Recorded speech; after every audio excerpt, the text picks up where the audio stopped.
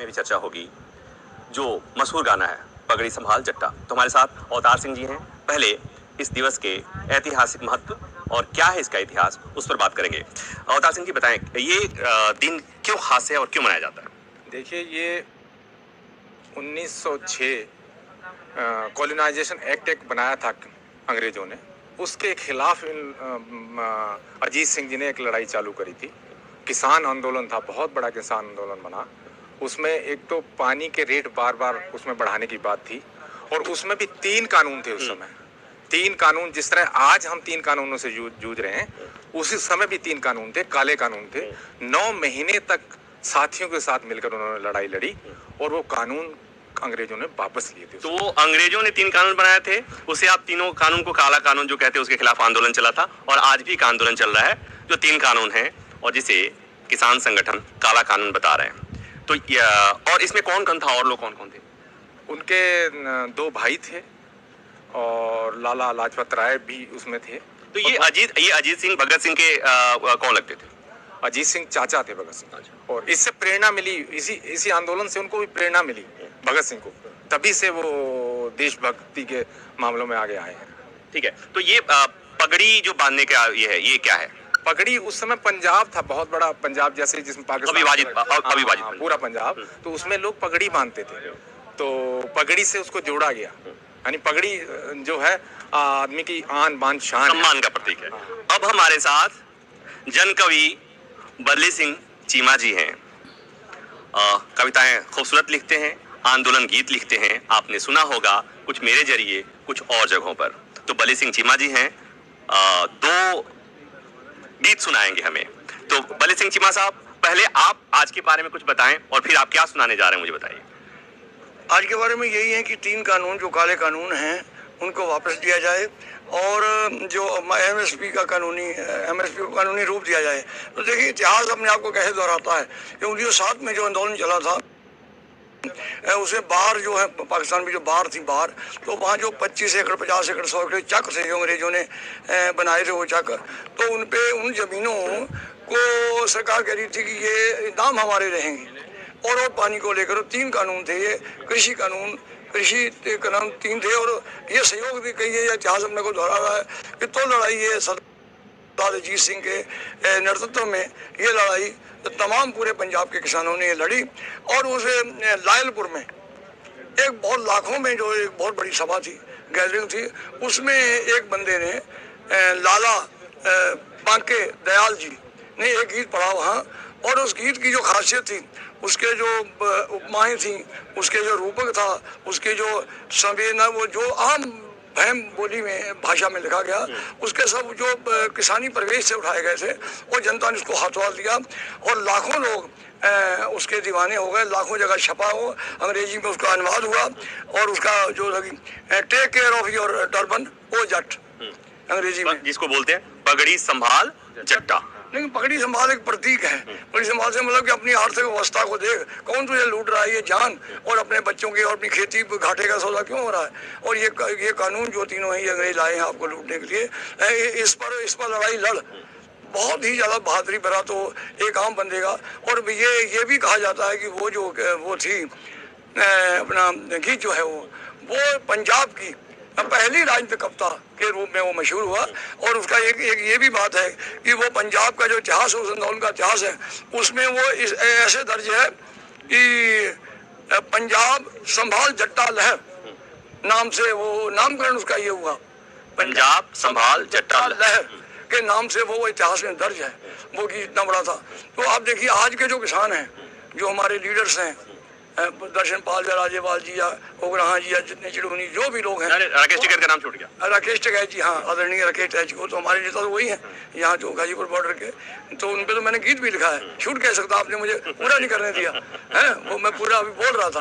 तो उनके वारिस हैं ये लोग, किनके? सरदार अजीत सिंह, जिनका जन्मदिन मना रहे हैं, उनके वारिस हैं ये लोग। और ऐसी जो लाला बांके दयाल जी है, उसके हम लोग, मैं वारिस हूँ, जो कभी इस आंदोलन के समर्थन में गीत लिख रहे हैं, इसमें आ रहे हैं। ये अलग बात है कि कम लोग हैं इसमें। किसानों ने तब भी एक लड़ाई लड़ी थी काले कानूनों के खिलाफ। वो कानून अंग्रेजों ने बनाए थे, और आज भी किसान आंदोलन कर रहे हैं, लड़ाई लड़ रहे हैं। सरकार के, इस सरकार के कानूनों के खिलाफ, तो आप क्या सुना रहे हैं? तो मैं पहले अपनी एक जो गज़ल है वो इस आंदोलन में 4-5 साल पहले लिखी है, और मैं तो हमेशा ही मेहनत का मेरा एक शेर भी है कि मेहनती लोगों के हक में शायरी करता है जो पूछते हैं लोग मुझसे वो है शायर कौन सा।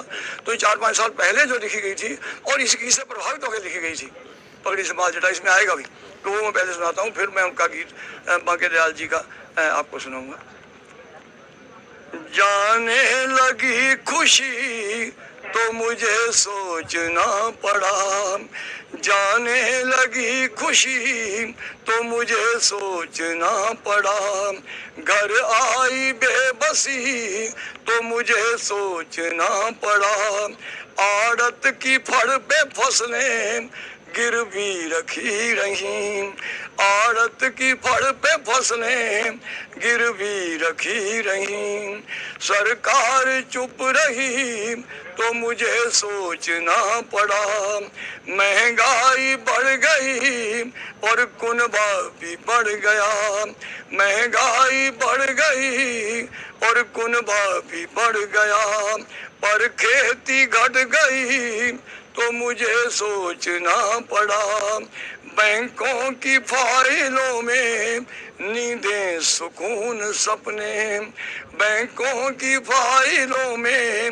नींदें सुकून सपने, सब खा गई बही तो मुझे, सब खा गई बही तो मुझे सोचना पड़ा, जट्टा संभाल पगड़ी गाता था गीत में, जट्टा संभाल पगड़ी गाता था गीत में, अपने पे आ पड़ी तो मुझे सोचना पड़ा, अपने पे आ पड़ी तो मुझे सोचना पड़ा, इज्जत की बात मैं कभी करता था शान से, इज्जत की बात मैं कभी करता था शान से, दस्तार गिर पड़ी तो मुझे सोचना पड़ा, दस्तार गिर पड़ी तो मुझे सोचना पड़ा, मरने की बात छोड़ बल्ली लड़ना है अब तुझे, मरने की बात छोड़ बल्ली लड़ना है अब तुझे, ये नहीं करनी हमें, हमें लड़ना है, हमें लड़ने के लिए जिंदा रहना है, मरने के लिए नहीं लड़ना है, मरने की बात छोड़ बल्ली लड़ना है अब तुझे, बोली ये जिंदगी तो मुझे सोचना पड़ा, मरने की बात छोड़ बल्ली लड़ना है अब तुझे, बोली ये जिंदगी तो मुझे सोचना पड़ा, पगड़ जट्टा संभाल पगड़ी गाता था गीत में, अपने पे आ पड़ी तो मुझे सोचना,